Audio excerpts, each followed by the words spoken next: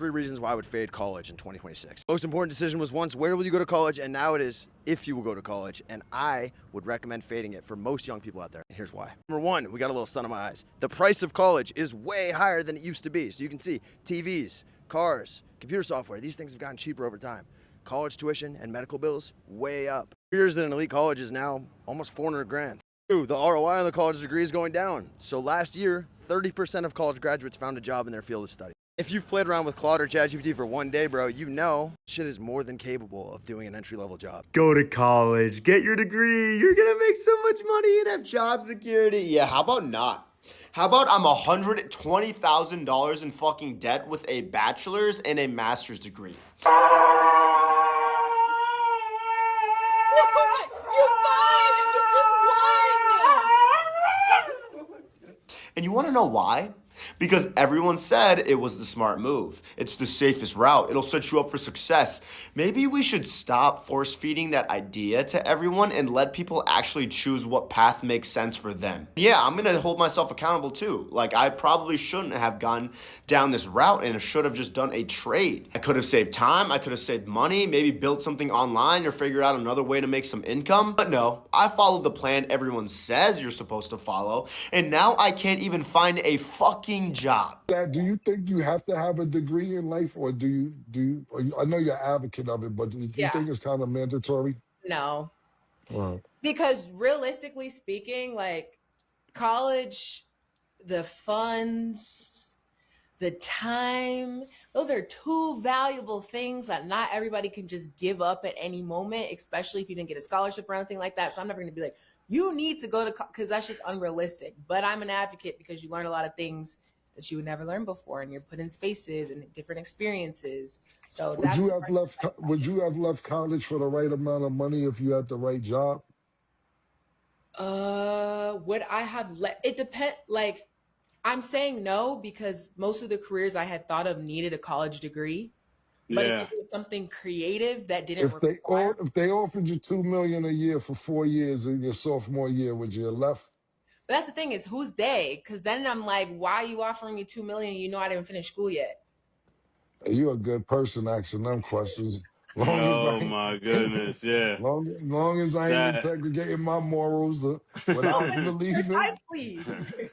I'm like, subscribe, follow for more content. We've got students questioning their degree, should they get it, if it's even worth it, and they're questioning it in massive amounts, way more than they did before AI ever came on the scene. And I'm gonna tell you what I think about that.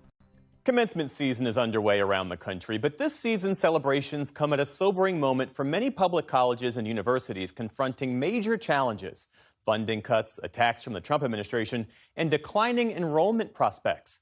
For their part, students are facing steep loans and too often dicey job prospects, especially in this era of artificial intelligence. That's led many to openly question whether a college degree is even worth it anymore.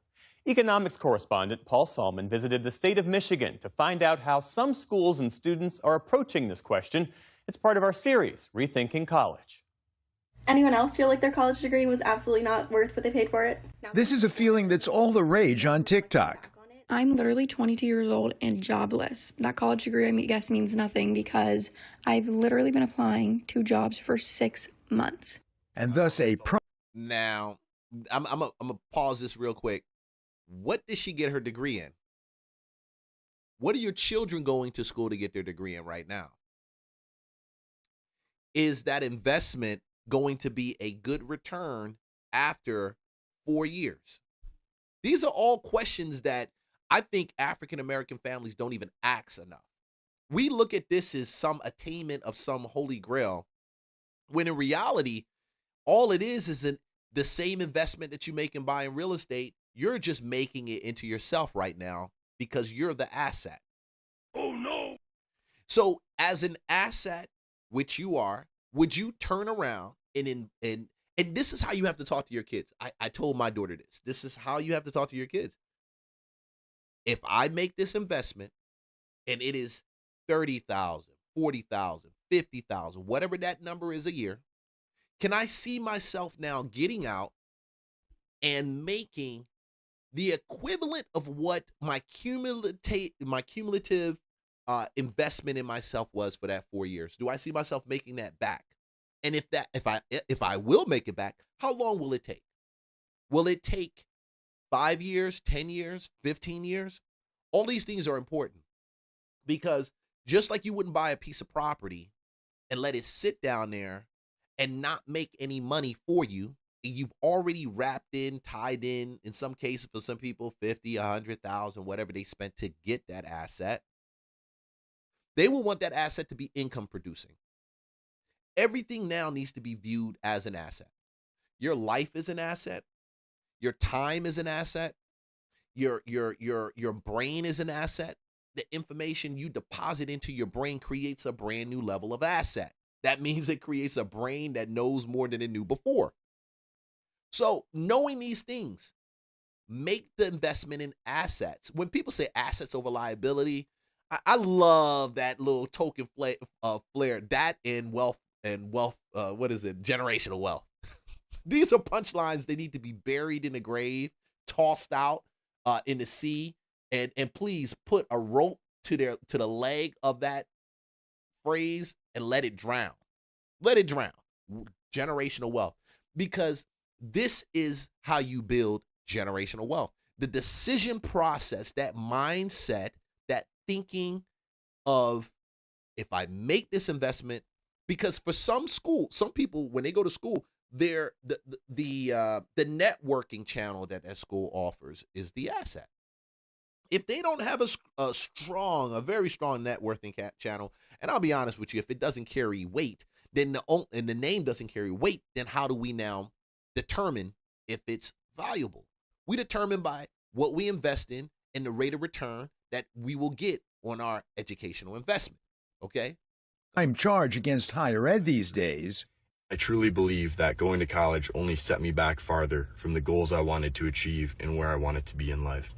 The cost of a degree just too damn pricey, given the iffy benefit of a job today, much less a job tomorrow. On the scale of 1 to 10, how worried are you about going into the world of work now? I'd give it an 8 as of now. 1 to 10? Probably about a 7 or 8. The larger climate for entry-level jobs right now is really hard and scary as somebody, as you're graduating or anticipating graduation. And yet these are students at Michigan State University, where the president, Kevin Guskowitz, boasts 93% of our graduates over the last 5 years have been placed before they graduated in either a first job or to graduate school. At much smaller Eastern Michigan University, the same job anxiety. Is that a flex, though? So you said 95% were placed in a job or either a graduate school. See, to me, I want to know how much of that 95% was graduate school, how much was job. And even in getting a job, anybody can get a damn job. Well, right about now, not everybody's getting a job, Leon. Oh, no. Okay. But on average, yes, okay, getting a job in its general sense is something that's accomplishable. Okay, you can accomplish getting a job. It's not about getting a job. It's about, does that job return the investment level that's necessary for it to make sense for you, future. And I'm saying this simply because I went to public school. Yes, I graduated. I started in private school.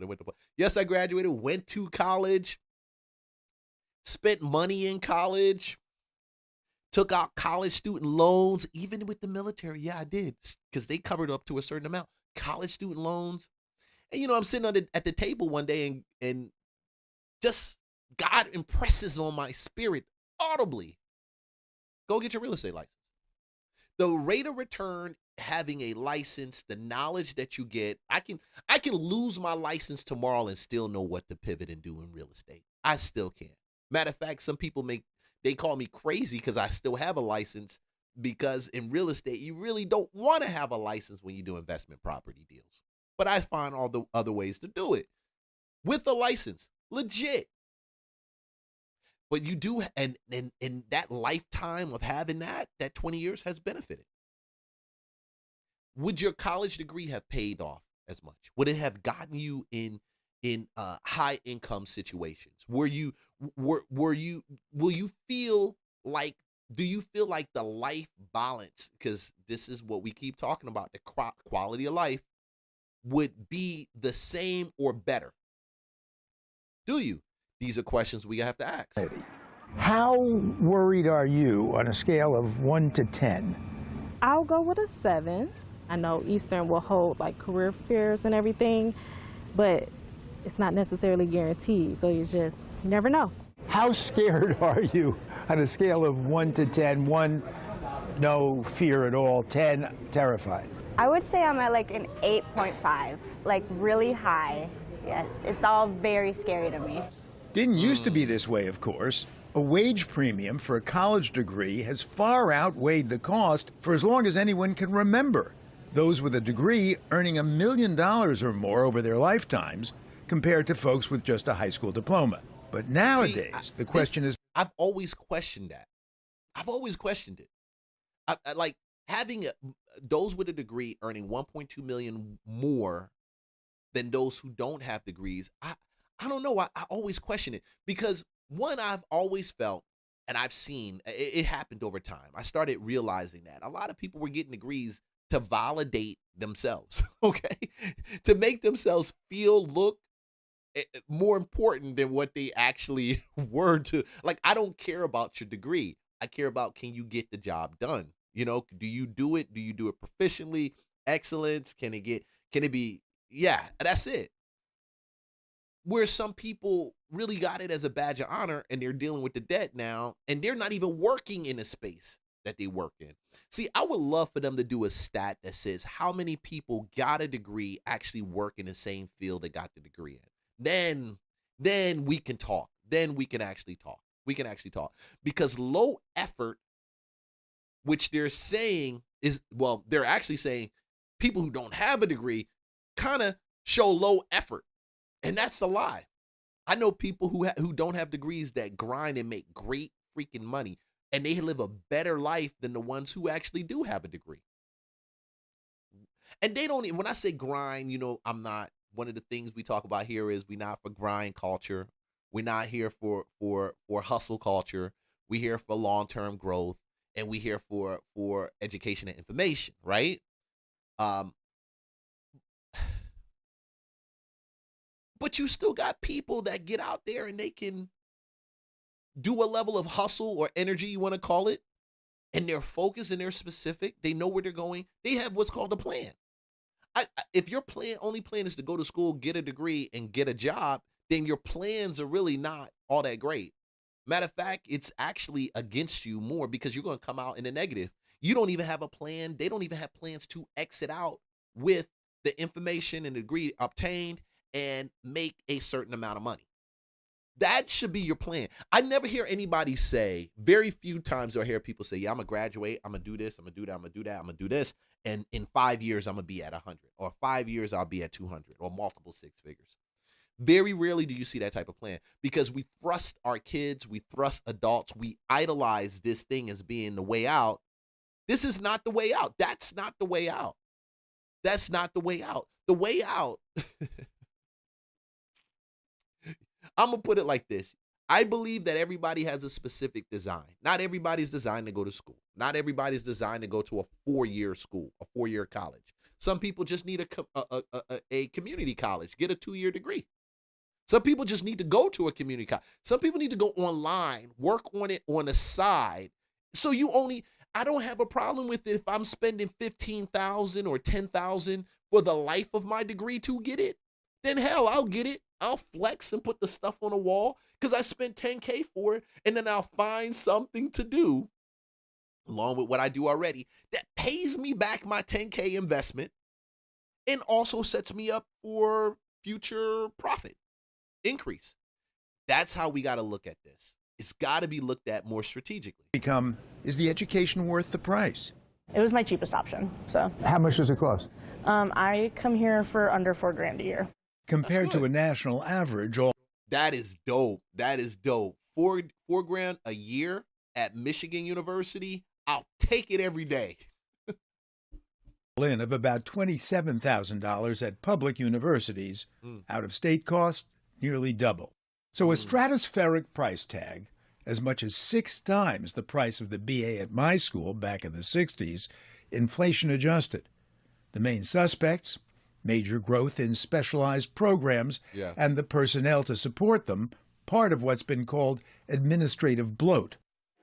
So, perfect example. My daughter goes to school. She's studying engineering.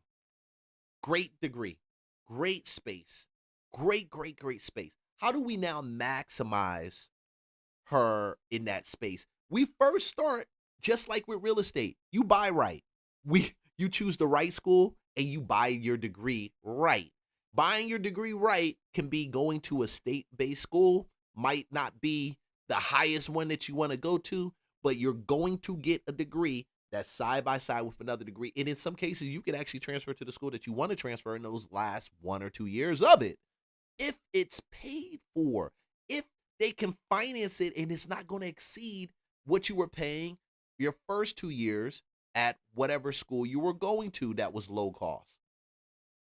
Hint, hint. There's also the amenities arms race, rec centers, food courts, climbing walls. But most significantly for major public schools, years of cuts in federal and state funding, all of which has led to an affordability crisis and declining enrollments at places like Eastern Michigan, not to mention schools now going extinct. So what's a university president to do? We have to adapt with the changing landscape of society and of the various industries that higher education has to serve. For Michigan State, that means reaching out to its 550,000 person alumni base and asking them what skills are most important for the modern workforce. Wow. Bring alums. Wow. This just shows me how much schools are slow to adapt. And that's cool. I love the fact that he said reach out to your existing work base, like alumni work base, because you have working information right there, working knowledge. They'll tell you what they're looking for, their employers looking for, things like that. I get that. But damn, that's so far behind. See, schools, the other reason we see a lot of questioning of this is largely because schools are slow to adapt. Even though it's a 4-year college, even though it's a 4-year program, the school, not all schools, but majority of brick and mortar schools are slow to really, truly adapt, okay? When I say adapt, we're talking about technology, AI specifically, pivoting, and making those roles. And because of that, and because they were draining all of us, now you get the Trump administration that goes out there and they say, hey, we're limiting how much people can borrow for a degree to terms and levels that have to make sense. God, I'm telling y'all, terms and levels. We don't, and he got criticized with it. He got criticized by it. And I do believe in some ways it was a little drastic, but I do also believe that there are some good points to it. You shouldn't be spending $100,000 to get a psychology degree that ain't going to pay you real money, that you're going to turn around and become a counselor working for the city or the municipality or DFAX or one of these places, and you're going to be coming in at $35,000, $40,000. And you got to live, and that's going to easily be a good 30 off the top going to Uncle Sam.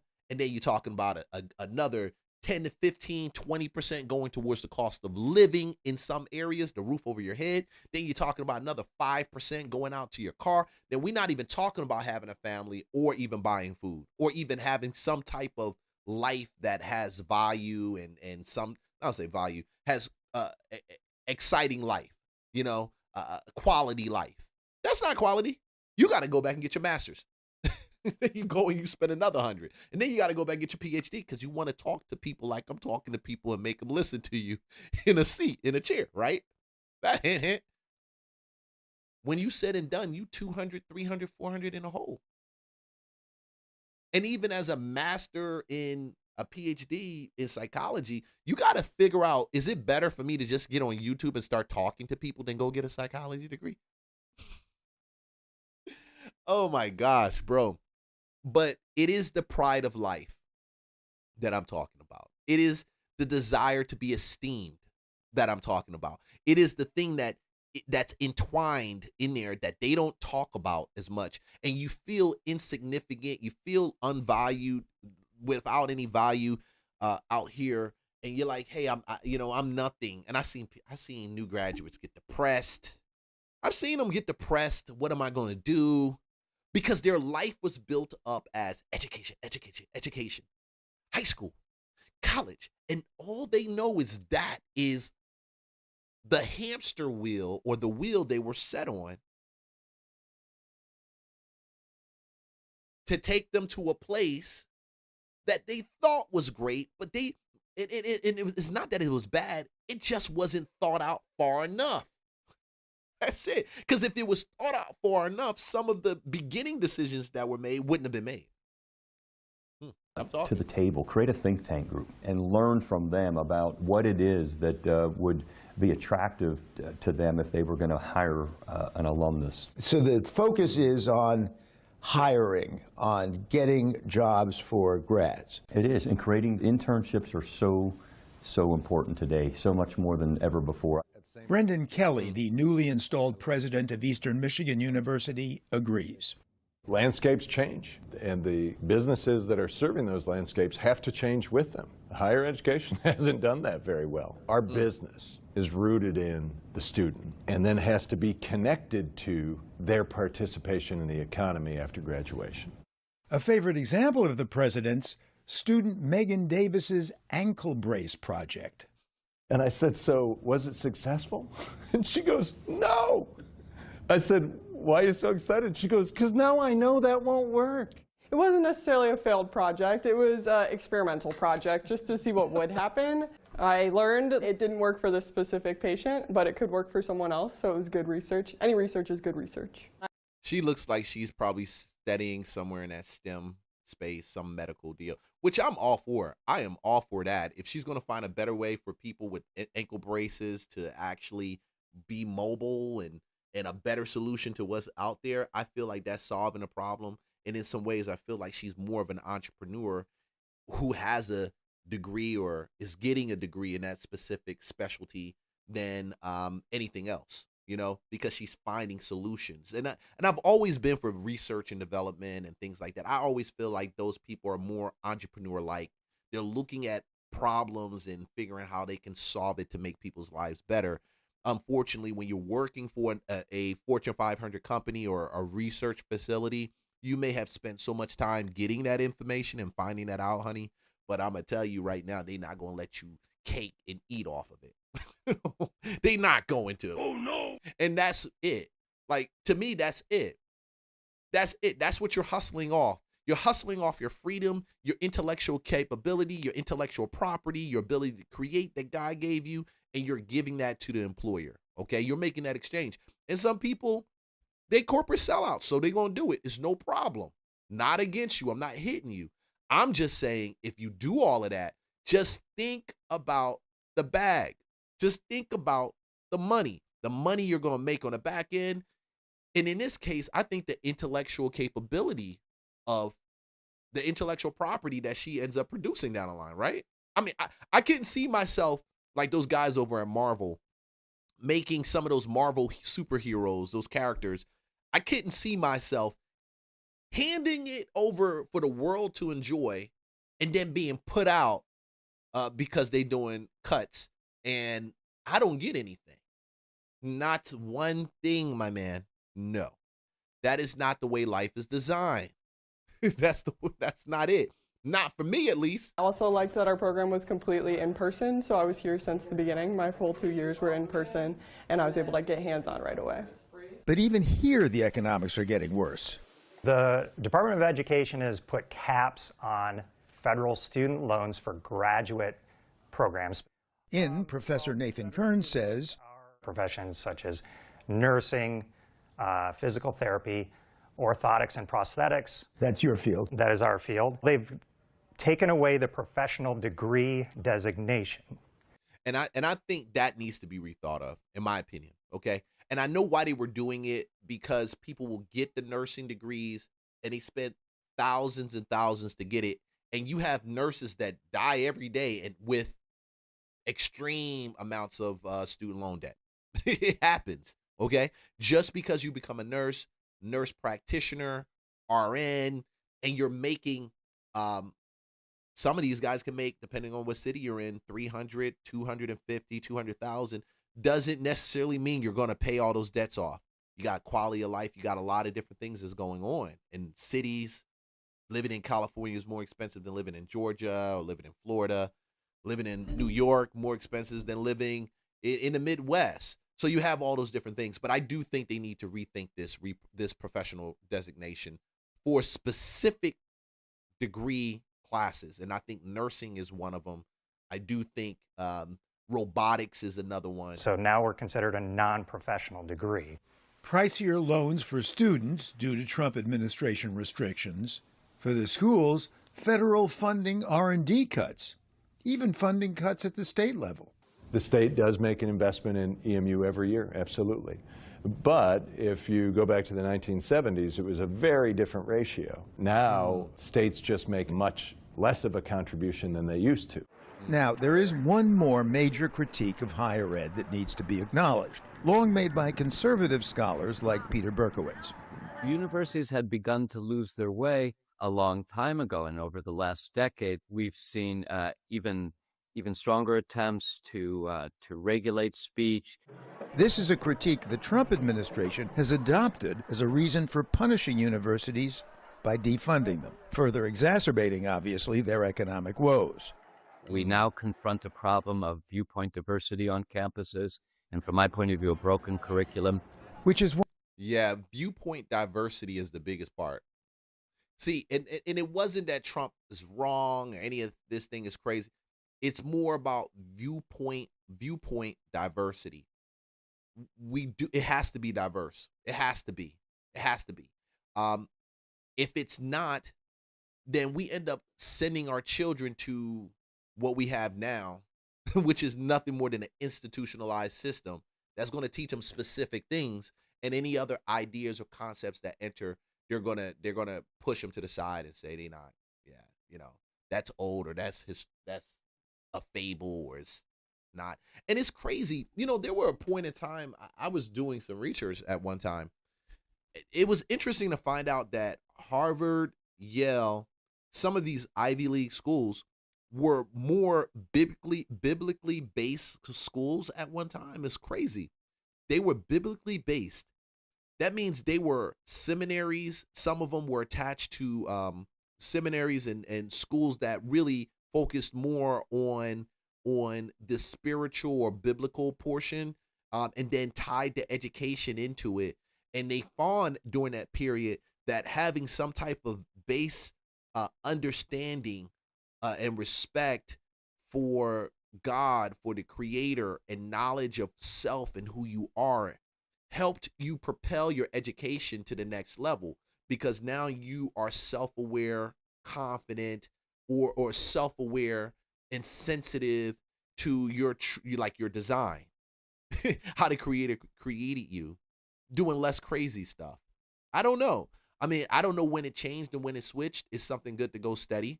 But it did bring me to the point of understanding that education has changed drastically since some of these schools became more public. I would say they're still private, but I mean open and secular. I would say secular. That's the best word. Secular in nature.